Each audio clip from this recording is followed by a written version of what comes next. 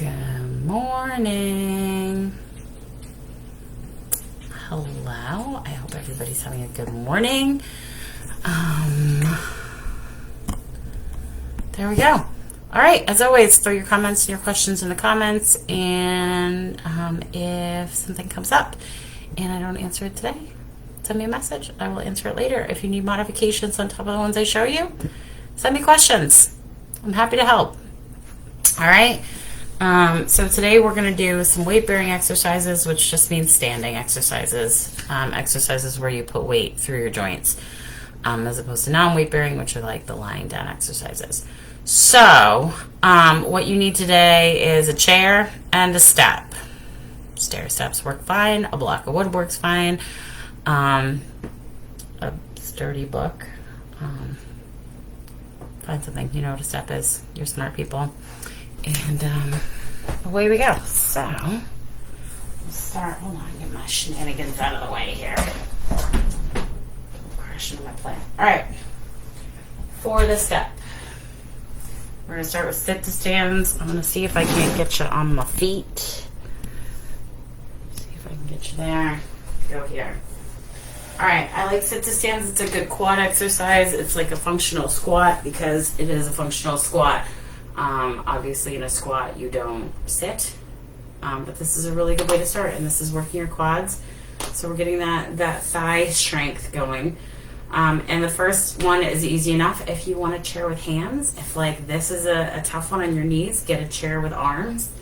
Probably not hands, that'd be awkward, but if your chair had arms that you can push off of. And then a good rule of thumb is nose over toes. So here we go, up, and then slowly lower. So you don't want to plummet back to the earth. You want to come down and then up, slow and controlled. So up, and my feet for this one, can we see my toes are on the same line? My feet are in line with my hips and my knees. Up we go, down we go. So I have a little bit of a wider stance.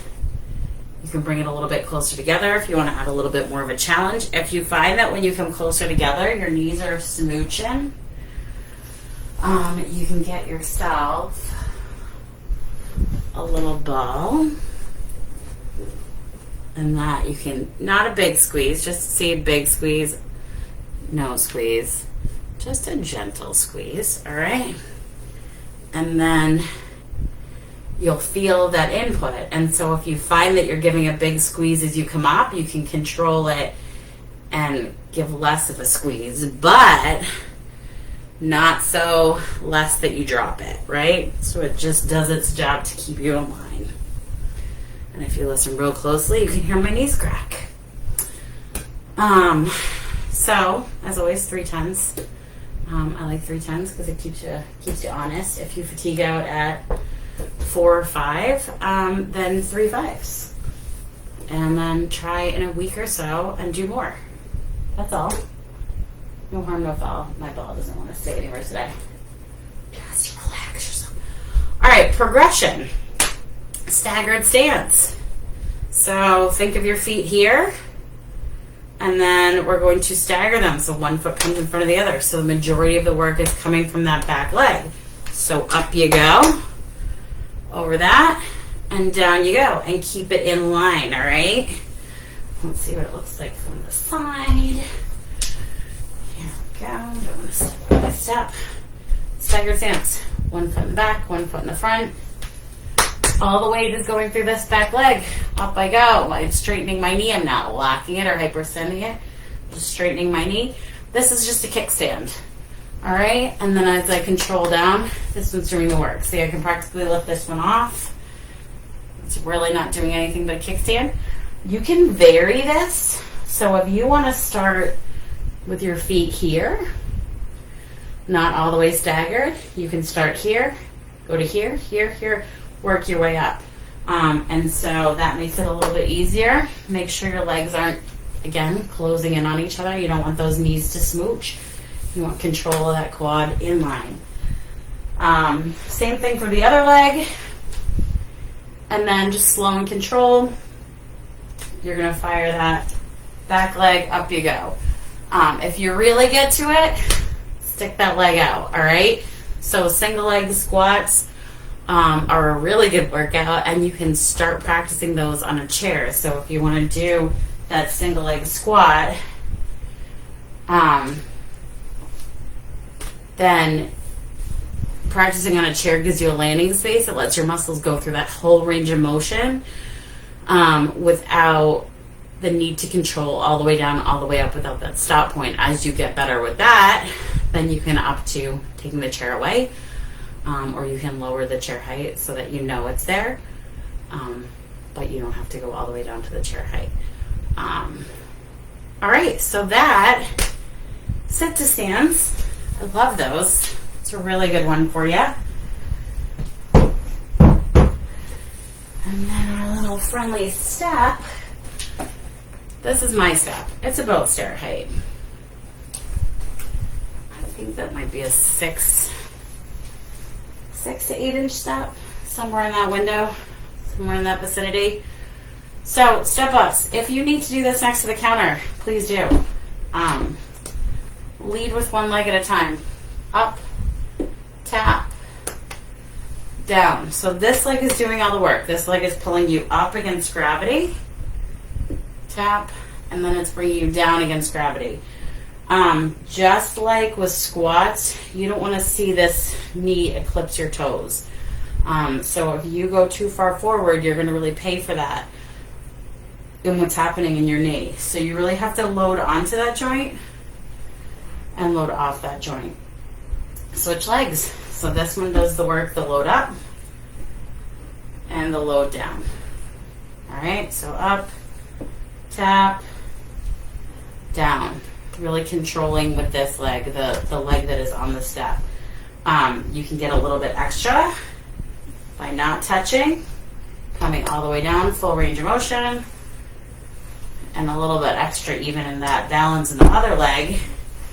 If you come out to a 90-degree hip hike and then load down. So balance challenge, pelvis stability challenge, strength challenge, range of motion challenge, length of muscle challenge, all of the things. This one can be done forward like this, right? You can do this one side. So load up, load down, load up, load down, or get your double whammy here. So you're working your hips, you're working your knees, honestly, you're working your balance, you're working your ankles. Everybody is getting all sun. Sorry, I'm getting a little message on my computer. I don't know what it means. Just make that go away. Yeah. So I like that one because it works really a lot of different things in a more dynamic way, but it definitely works your quads. For that, anybody who's having that trouble as you go downstairs, this is a good one. Toe touch. Toe touch, so we're not coming all the way. All right. And then as you get stronger, if you're having trouble going downstairs, this one that we went over yesterday, squishing the ball behind your knee, that's a view for getting that VMO, that medial quad, really firing. So, and again, we did side to side, you can do up and over, right? So I say that. Most of you probably don't have an exercise step from the mid-90s at your house. Well, I say that. Maybe a lot of you do. So if you don't have an exercise step from the mid-90s at your house and you just have a stair, you can do the up and over, but just, let's say there's a wall here, so just on the edge of the stair and then stepping back.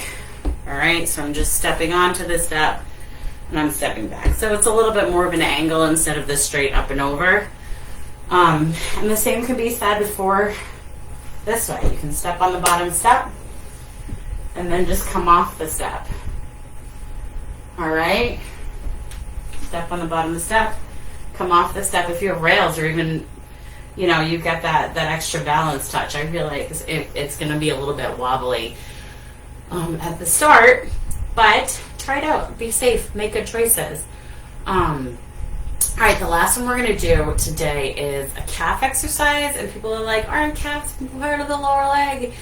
Don't they attach to your feet and ankles? Yeah, but they also cross your knee. So we're going to do this one. And it's honestly, it's one of my faves. If you're tight in the hamstrings, you're most likely tight in the calves. They're part of the same team. And so working on them, my little thing keeps popping up. All right, so on the bottom of your step,